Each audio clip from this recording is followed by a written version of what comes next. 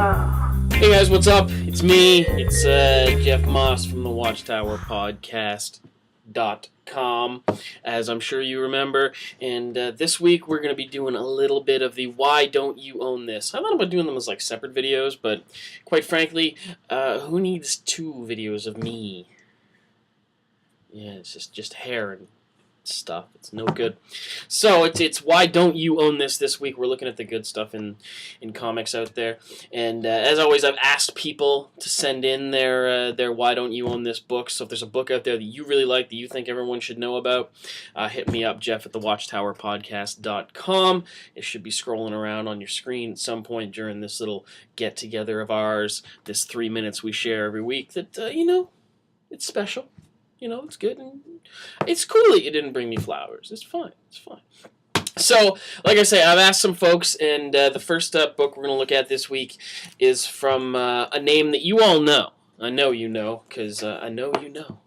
And that is Catherine Curtis of The Naked News, who joins us on the show quite often, helps us out with the Questies, She is the Questies. That girl puts it all together. And I asked her what some of her favorite Why Don't You Own This books would be, and she immediately said Strangers in Paradise by Terry Moore. And this is a book I have to agree with her on. A lot of people look at this book and they generally class it as like a girl's book. It's about women, it's about girl issues, this kind of thing. It is about a relationship between two women, both as friends and perhaps even beyond. But there's also a lot of really cool stuff mixed up in there, like Yakuza and shady prostitute pasts and murder and robbery. And it just, over the 6 volumes, you get them in six little pocket books like this, which is really good. Over the 6 volumes, you're exposed to some really, really beautiful themes. The art is gorgeous, obviously. I don't think anyone draws a cuter girl than Terry Moore, quite frankly. And it's a really, really emotional book, and a great example of what comic storytelling can be, because over the whole arc of it all, they go through just about anything you can think of. And it's a fantastic book, one that I was late to the game on, I can admit, but since have absolutely fallen in love with. So, Strangers in Paradise, and I'll admit I kind of avoided it for a while because the cover here reminds me of a certain ex-girlfriend pretty much to a T. But still, awesome cover. Love the art, and great book from the K. Catherines. Now, the book that I wanted to mention is one a little more new, a little modern. It's making waves sort of under the radar.